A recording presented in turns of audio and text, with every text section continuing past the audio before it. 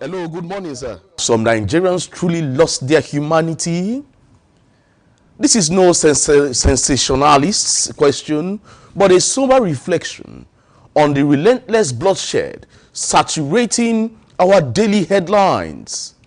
From north to south to east to west, the surge in crime, violent killings, and senseless brutality has reached a horrifying peak. Welcome to the agenda on Dominion Brokers Group. I am Chike Obogo. Let's start from the northeast, where there was chaos at the meeting of the All Progressives Congress, the APC stakeholders in the northeast on Sunday, after Comrade Mustafa Salihu, national vice chairman of the ruling party in the northeast, failed to mention the name of Vice President Kashim Shettima while endorsing President Bola Tinubu for a second term. Let's get to watch some clips from what happened in Gombe.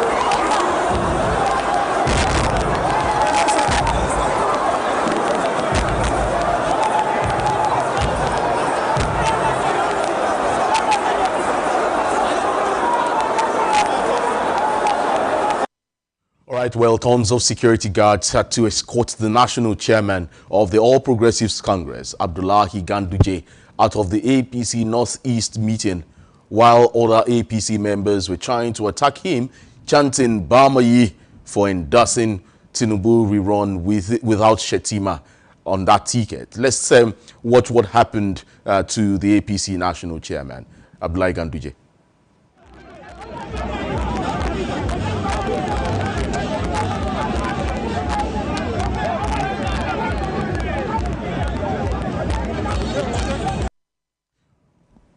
All right, joining me this morning to discuss this and many others this morning is in-house analyst John Izuchukwu. He's also a development researcher here at the University of Ibadan. John, good morning. It's good to have you on the agenda. Good morning. Thank you for having me. It's been a very sad weekend and full of stories of bloodletting here and there. Yeah. And is a concern for any right thinking Nigeria. You know? We'll get there. We'll get there. However, you saw what transpired in Gombe State, APC stakeholders meeting. Well, one person's name wasn't mentioned. That's Kashim Shettima. However, the governor of Borno State has said no Shettima, no presidency. You know, they've passed a vote of confidence on Kashim Shettima. However, some parts of the northeast are polarized at this time. Well, many people seem to be joining the APC as the beautiful bride at the moment. However, how sustainable is this, alliance of strange bedfellows at this time? And then also, because yes, people from the PDP, even in Delta State, you saw what happened. Senator Ned Nwoko called for a meeting, a stakeholders meeting of the APC, and many people were conspicuously missing, especially the newly joined former vice presidential candidate of the PDP, that's Ifeanyi Okowa, former governor of the state, who just joined the APC, also was conspicuously missing from that. Elumelu too was also missing. Honorable Elumelu was also missing. And then you want to say what is happening within the rank and file of the APC at the moment. Let's start from the north. Well, thank you, Chike. It's a common trend in politics because you have different factions within the same party, and interest is what is paramount in politics. One thing that remains constant in politics is interest. Whether it is personal interest or it is collective interest, that's a major, the focal point of all the rallying round in politics.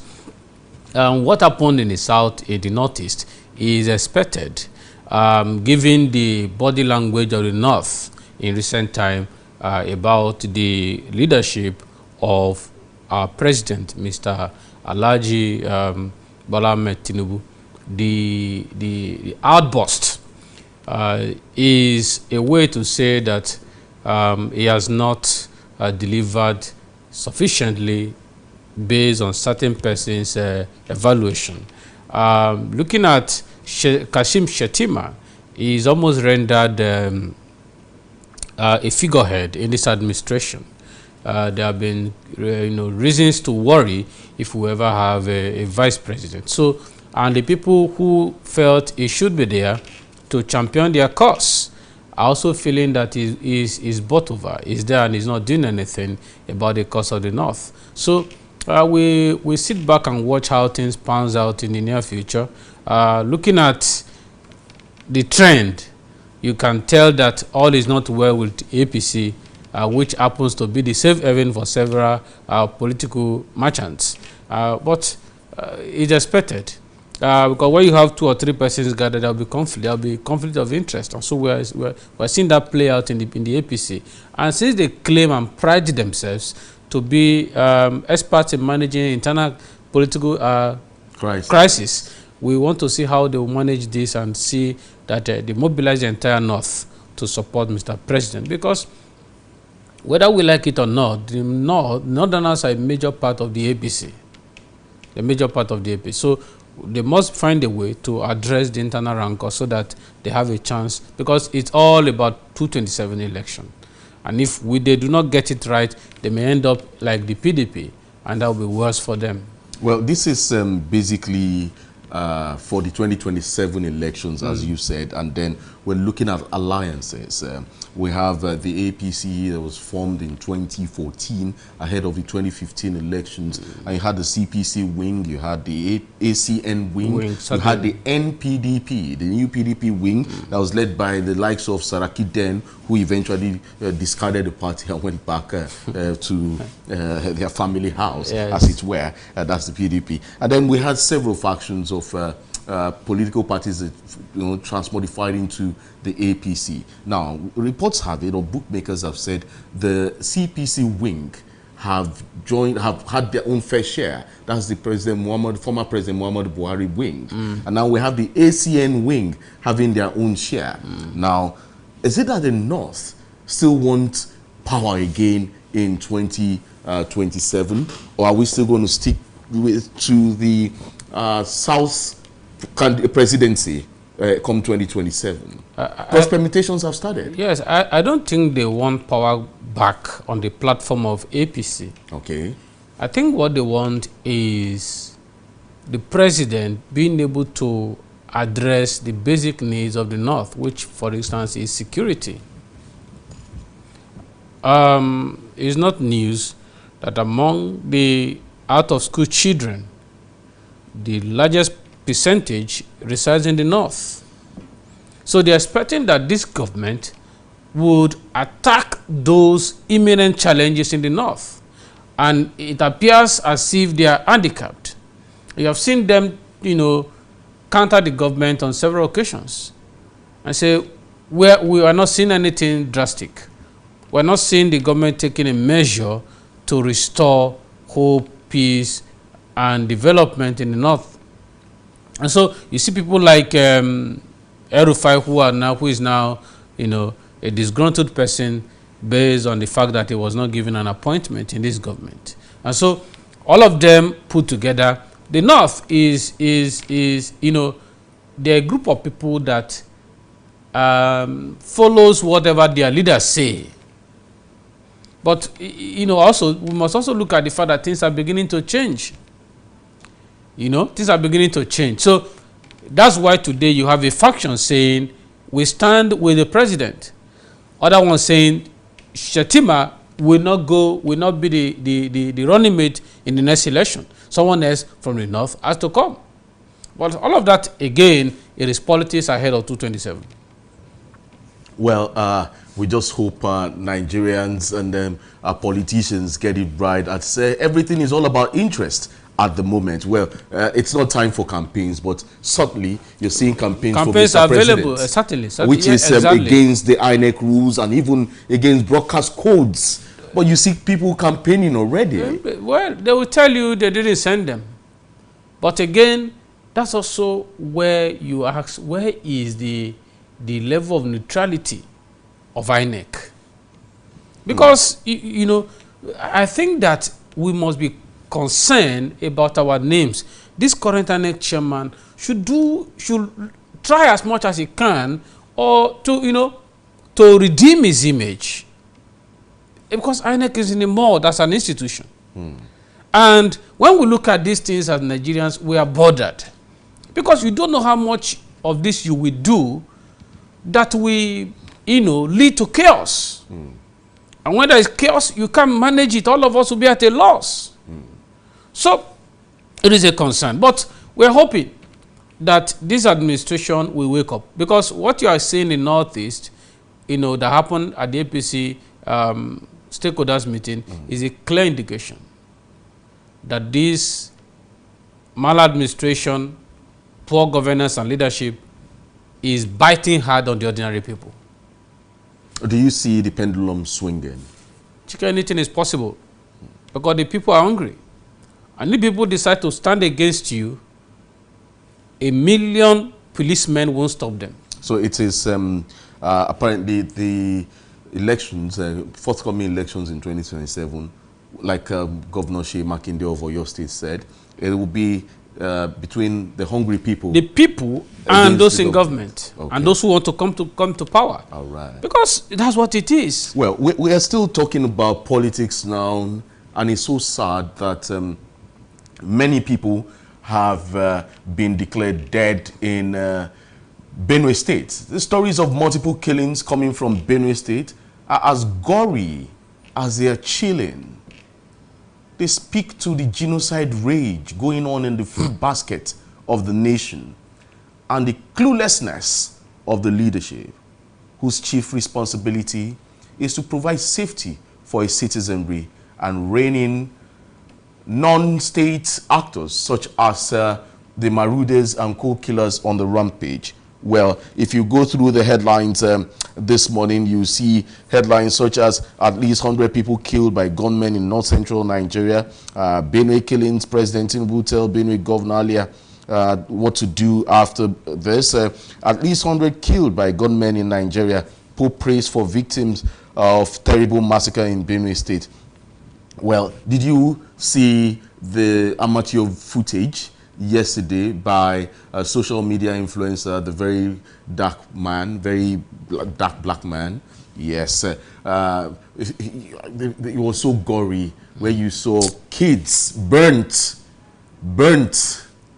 Unfortunately, able to show you the clips here because they are very gory, very gory. Very gory. Well, Governor Hyacinth Alia of Benue State on Sunday said a combined team of tactical and response squads have arrived in the state to address the ongoing security challenges. The governor said the special forces and additional security deployments were for vulnerable areas. Let's get to listen to the executive governor of Benue State, Governor Hyacinth Alia. Number of lives. When I say the official figures we have include those who are right on the ground, the DSIs, the military, and the police. Then we also try to do some head counts. So once we get from those angles, we target official report. And as we speak, the official reporting we have all received, and we compare notes. We had some meeting all through the night yesterday, and then this morning with a physical meeting as well. And the official figures, all security heads, was 59 with the head counts, with enlistment of the affected families and individuals. That is the basic. And now that the report is in, would move very quickly to set up a 5-man panel to produce a white paper that would take up the recommendations in the report. So the report, the white paper, would enable us now to know who the culprits are, to know who the sponsors are, to identify the victims, and to see where justice would be applied. All right, Reverend Father Hyacinth Alia speaking there, the executive governor of Benue State. Well, the governor says 59 people were killed, according to the figures to him, but some reports have it that over 200 were killed in just one attack by marauders, by bandits. Then the question is, why is Reverend Father Hyacinth Alia, the executive governor, what is he doing with his gubernatorial cassock? Why is the genocide in the state intractable and insurmountable? Let me come to you, John Izuchukwu. Well, his gubernatorial cassock seems to be stained at this moment. Benue is bleeding. The food basket is filled with blood at the moment. Yeah, let me say that I will not address this issue looking at him as a reverend father. As a governor. He's a politician. Yes. A governor, and he has spoken as a politician. And that's why he's wearing the gubernatorial cassock. Yes. You see, when I read the press release by Mr. Bayo Ononuga about what the president has said and the president's stance on these killings in Benue State, it's a mere grandstanding. It's a share of responsibility. You don't stand aloof. The commander-in-chief has the responsibility and the onus to provide security of lives and properties. The security, as it is today, is in the exclusive list. It's managed by the government, by the federal government. And the president happens to be the chief executive of that arm of government. So sitting in Abuja and giving those recommendations and instructions seems to me as this president seems not to know that all the world is looking at him. The major problem we had before he came on board was both economic and security, and the two are mutually reinforcing.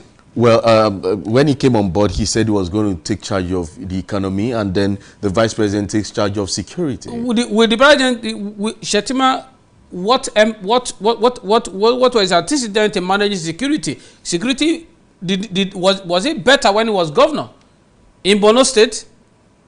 But that's one point.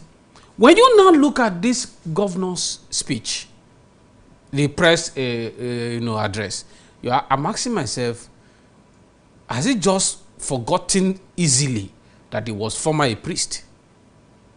Because you cannot say that virtually all the media houses are telling lies. You come up say 59. Now, even if it's 59, Benue crisis became escalated as far back as 2015. So all of that time, no white paper has been written, no committee has been set up. There has never been any form of white paper produced by any committee. So we have never had a plan on how to deal with security issues. And this makeshift arrangement of, let's say, for a 5-man committee, I think is the height of hypocrisy. Why is that genocide in that state insurmountable? No. You see, it's a complex issue. Because, hold on, some years back, 108 Benuenians were buried one day. That's under Governor Autumn. Yes. And now we're having over 200 now. Why is it insurmountable? Is it that... it is not insurmountable. Okay. So what is going on? Now, you see, what exactly is happening? I think they know. They are afraid of certain individuals who claim that Nigeria belongs to them and that they have the intention of taking over the entire territory of this country as their grandfathers or great-grandfathers belonging. Now, it is not news that the Fulani herdsmen, based on several issues as to whether climate change and affecting the Sahel, and they've moved down this side, this part of the world, and then there's a competition between them and the pastoralists, the local farmers, as to what they will use to feed their heads. All of that is understandable. But this is not the only country where these crises have erupted. It has erupted in other parts of Africa. And they've been able to, at least to a major extent, manage it. Now, you cannot say Miyetti Allah is an umbrella body of the others. And they have once and again taken responsibility for most of these attacks. Miyetti Allah leaders, no one has been arrested and prosecuted. Chike, it is, you see, the lives of Benue people does not matter to this governor. For me, the governor should be the one they should ask to leave the office, because people thought he was going to come to fix it. Okay, so and he's there now grandstanding, yes, telling them. So let's look at it from this angle. We had killings in Plateau State some years back. The Plateau became a river of blood. And even recently. And then now, Benue State, many have posited, if you go on the app X, many have posited that Mr. President should have declared a state of emergency in Benue State. Are you in support of that? Rather than create a state of emergency in River State where there were no lives lost, but now lives are being lost in Benue State, especially in the Katsina Allah area. And then on a daily basis, some people went into a village, touched a whole village, and burnt people alive. Chike, that's barbaric. They know the Don't people. You see that? They know the people. Who are the they? When you say they know the people. The people in leadership, the governor and the security agencies, they can tell Nigerians they don't know them. I mean, how big is Benue State? They know. Chike, it is only when they don't want to be honest that they tell you they know who to pick. These guys are working for certain individuals. The marauders themselves, some persons own the heads that they are managing. So let me just ask, what's driving these killings? Let me tell you in one word: the Islamization of this territory called Nigeria. And they want to take the North Central. Is a gold mine area for them. They want to take it over. And that's what they are doing. And there are certain local governments right now that they've resettled there and they're living there. And there's nothing you can do about it. And the governor is crying foul. In Plateau. And because we are not, see, this country, GK, we are not honest people. Somebody need to come out and address this ethnic group. They are a very minority.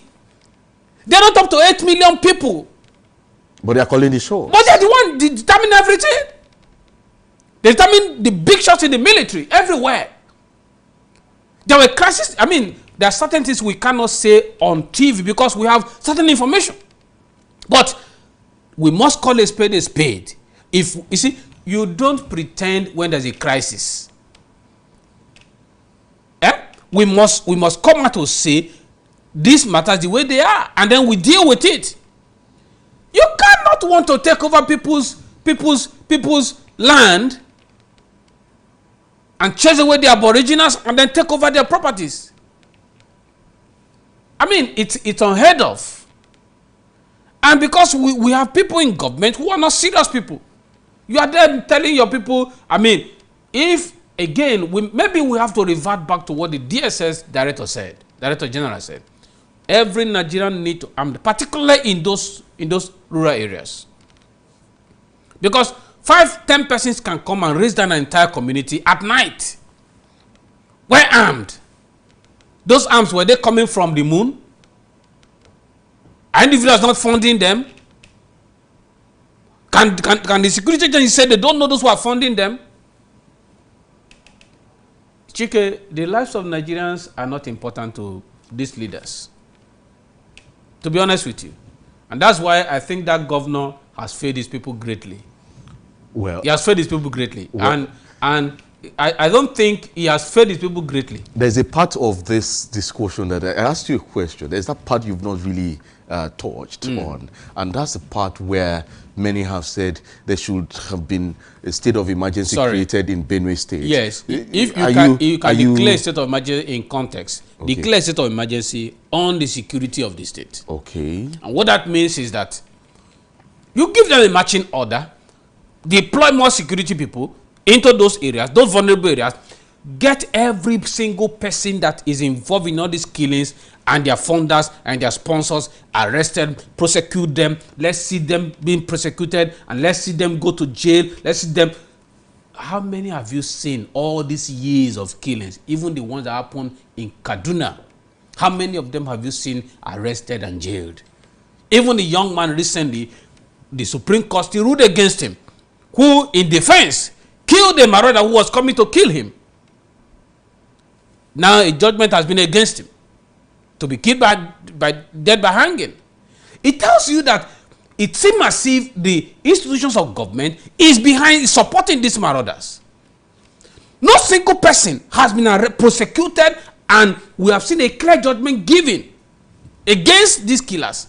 We are patting them on the back, we're encouraging them, we're giving lip services to it, and Nigerians, innocent Nigerians, ordinary Nigerians are being killed on a daily basis. Well, what manner of leadership is that? We keep asking questions, and these questions are looking more rhetorical as they come. And it still appears that no one, not even those in the country's intelligence community, seem to have answers to the dangling questions.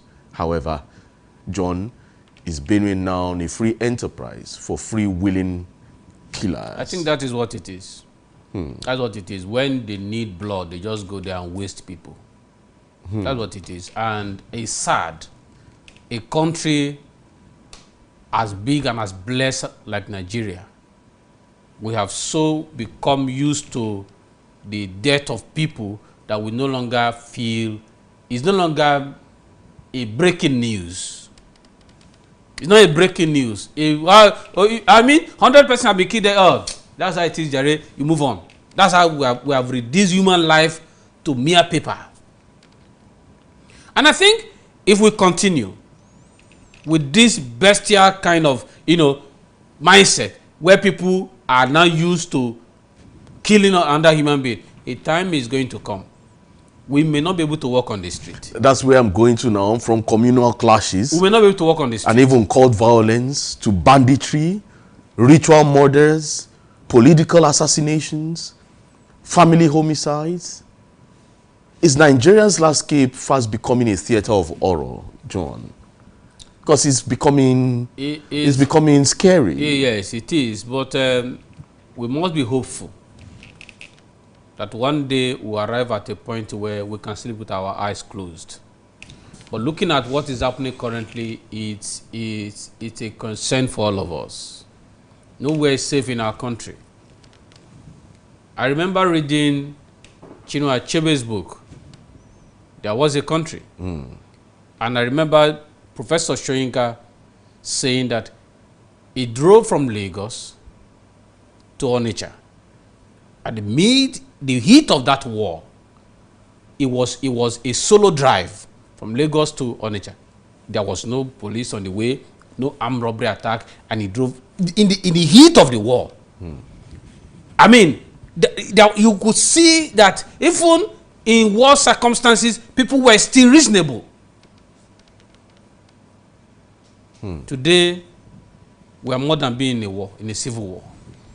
Well, if you look at what happened in Enugu State, where a native doctor was caught dumping bodies in a soakaway pit, and the discovery of human skulls inside a church, this is not exposing a moral rot which has defied every reason and even defied humanity. Yes, every generation we have had it. But, what is more worrisome today is that this get quick rich syndrome. People want to escape poverty, and so they want to use their fellow human beings to make money. Organ harvesters now are everywhere. People merchandising their ovaries or their eggs for money is now everywhere. So a lot of harmful practices are available, today as options because people want to escape poverty. And it tells you, when you see stories like churches where people are being killed and all of that, or mosques where people are being killed, you ask yourself, which God are these people talking about? Because if it's a God who creates human being, will the same God be willing to use human beings to make money for you? It's just that we have come to a point where religion has become a means for money making.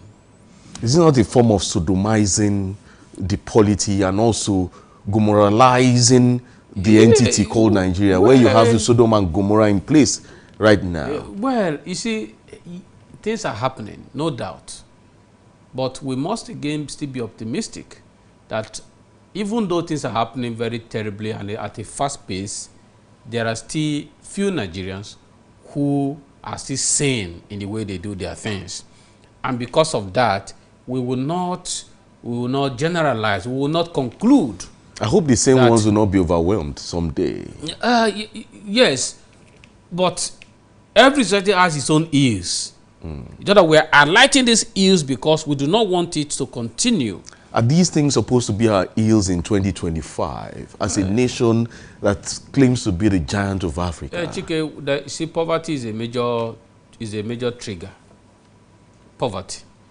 If people are not poor,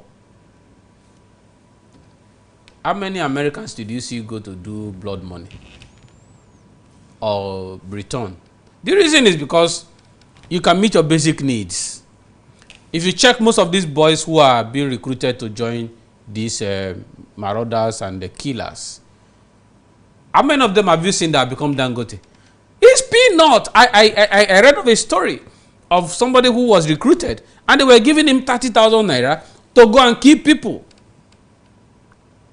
So you see, you get it. Somebody is so deranged in his mind that 30,000 naira is such a lot of money. And that has to be, he has to get that by killing another human being. So you see that poverty is a weapon that some of these people use to work on the minds of very poor and vulnerable Nigerians. So if government is serious and they claim they were going to bring out 10 million Nigerians out of poverty in the first year, and here we are. We have gone deeper down in poverty than ever before. You talk about poverty. Are we supposed to be poor in a country where you have milk and honey? God did not create any Nigeria to be poor. No single Nigeria should be poor. Based on what God in heaven had given us. Do you realize that we don't have, Dubai does not have as much as the oil that we have? And that is the heaven that all of us are going to, struggling to go and have holiday. Is that, I think God decided to give all the resources and then traveled. And we are bedeviled by human beings who don't have human feelings as our leaders. Is a black man in a dilemma. Chief Ari Oyebola, he's late now, wrote a book in 1976. And he says, the black man's dilemma. Is the black man in a dilemma? I can't remember the guy's name now who said, the heart of a black man is as dark as his skin. Yeah, but it seems it's so. Because sometimes you ask yourself, how are you comfortable looking at wickedness and evil and you can approach, you can attack it? You can sit in Abuja, for instance. If one America dies anywhere, the government goes there immediately, we get to know who is involved. So are they no human beings like us? So because it's not happening to your immediate household, you are not bothered. You are not concerned. Does this not show a lack of patriotism, a lack of unending unity? Chike, you need to be a human first before you begin to be patriotic. We're talking about humanity, not even being patriotic. That you are a human being. There are certain minimum, responsibility that we have towards each other. We're a human being. That should be enough to make you want to, provide for leadership in such a way that every person who is a human being living in Nigeria should begin to be better for them.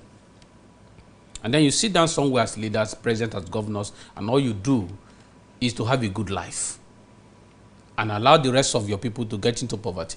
Chike, security is never going to get better as long as we have many Nigerians on that cadre, that level.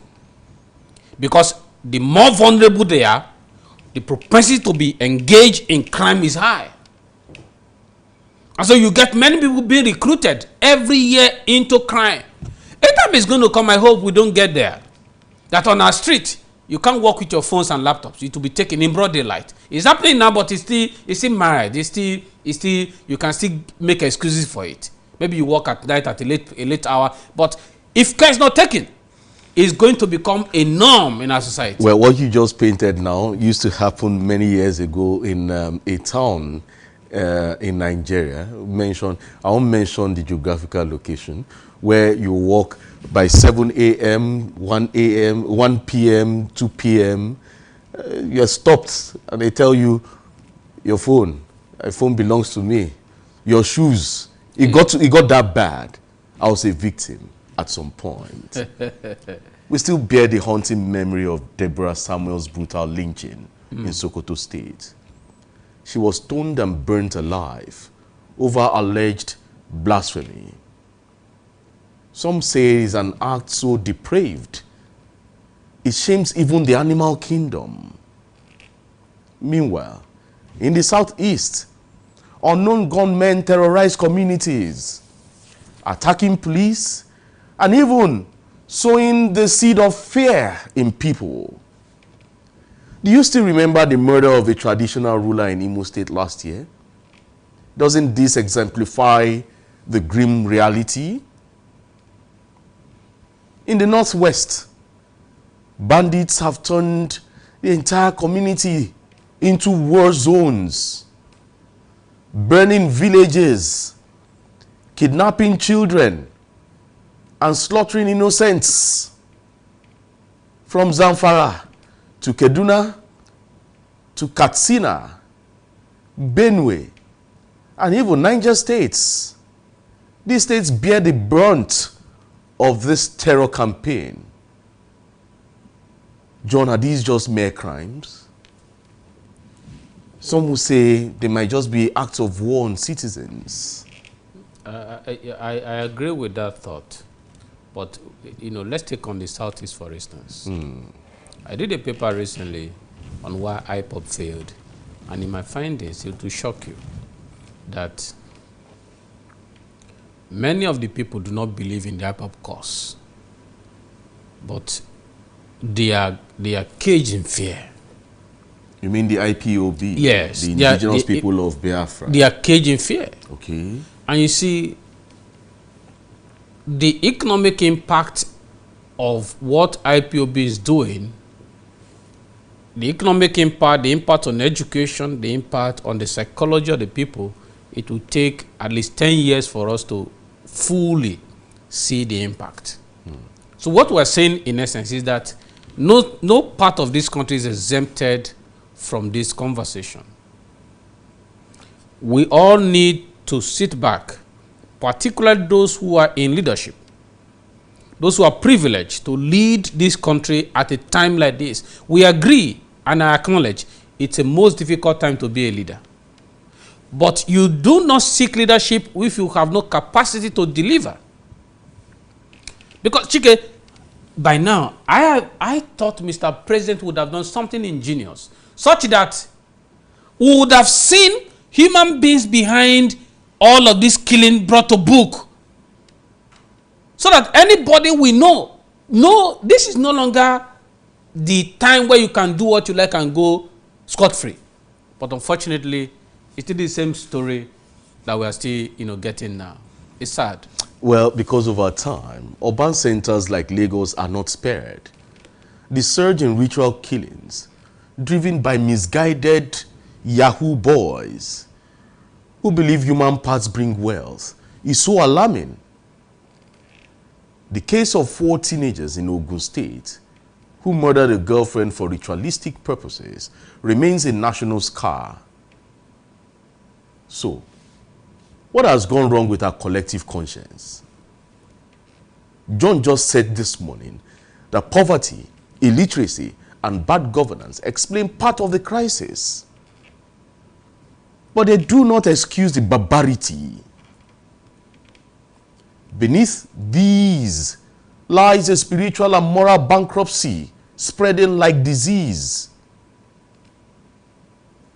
If you look at it traditionally, African societies revered life. Even animals were hunted with respect and ritual. Today, we kill over trivial disputes, mutilate loved ones for cash, and even commit murder for social media attention.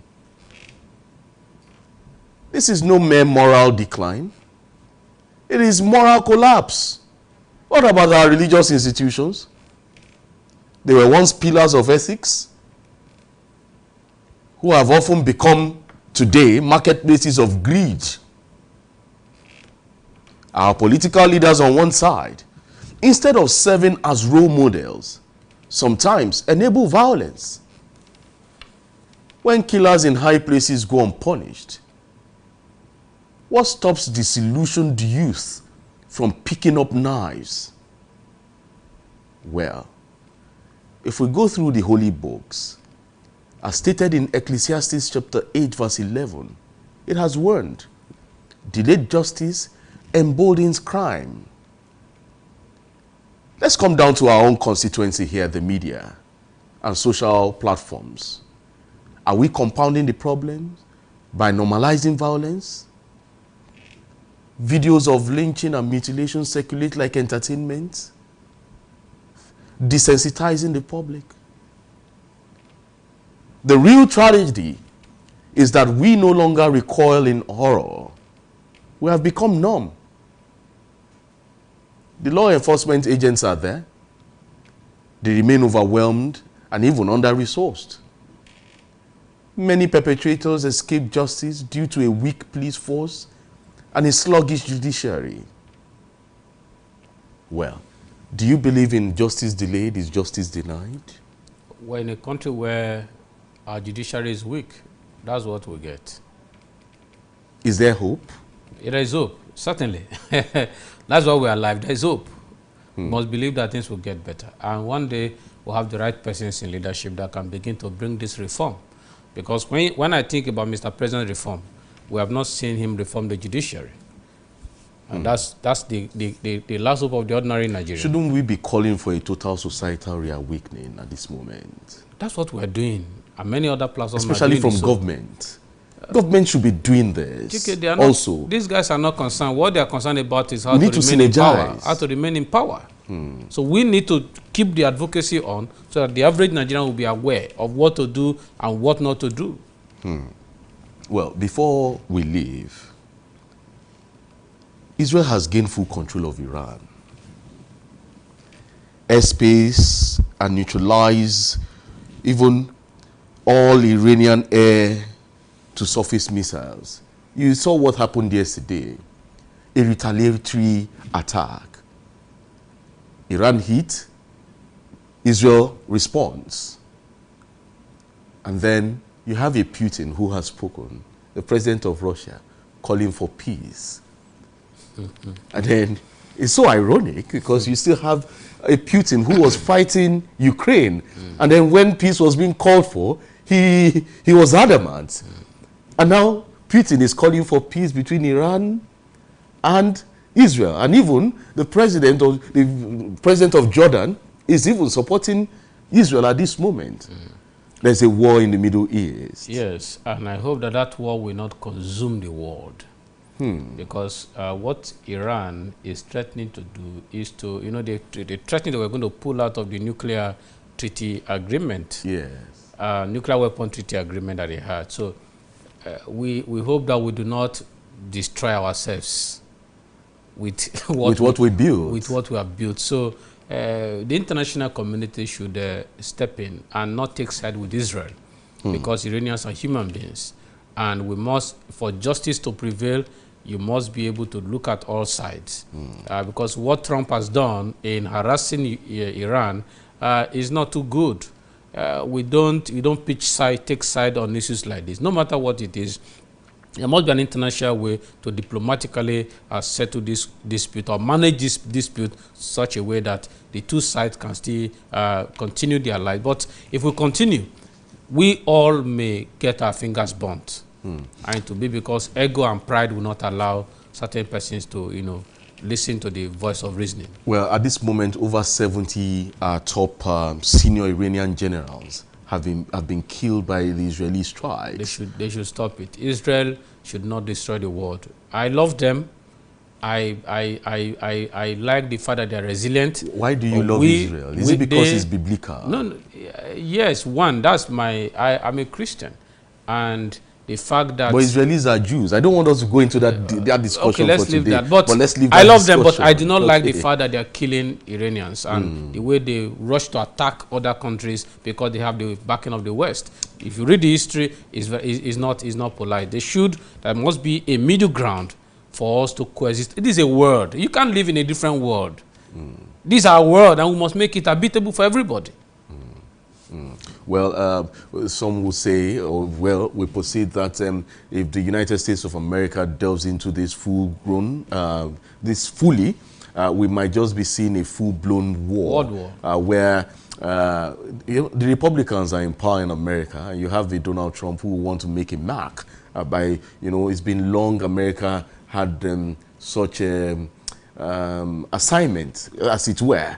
America is under tension. I don't think it would. If you do that, it will get into trouble. America is tense, even within. There are protests every day in America. Yeah, well, America is just, as it is, seem to be fighting an economic war with China. So he can't start, he won't even try it. They won't allow him do it. And if he does? There'll be major world chaos. So how do we try to end? So if we call ourselves members of United Nations, like Fela asked, Fela sang a song many years back, and he asked, what is united inside United Nations? As if you don't, was it not least last year, when did they give us security, to be part of the security, whatever. And Chike, don't even bring that up. You are a member of security, United Nations, so and so. Are you part of the G5 or the G4, the guys who are calling the shots? I beg, leave that thing. What we're saying is, let's make a comment, let's speak to it, and I think the president has spoken to it about a few days ago about the killing, Israel killing the Iranians. That is wrong and is not good for our democracy. It's not good for the world at this time. So I think we should think of how to live in a world where we have less war. Have less war, that's my thinking. Well, to ask whether some Nigerians have become animalistic is not an insult, but it's a wake-up call to a society losing its soul. The rising wave of brutality demands urgent action. We must reject this culture of death and restore the sanctity of life. If we fail, we risk a future so dark that even beasts would fear to walk amongst us. The time to act is now, before we all drown in the blood flowing through our streets. Thank you, John Izuchukwu, for being here today. Thank you, Jike. It's my pleasure. Right, let's keep this conversation going. Do follow us on all our social media platforms, YouTube, Instagram, Facebook, and TikTok. The handle is @Dominion Broadcast. And on the app X, it is @DominionCast.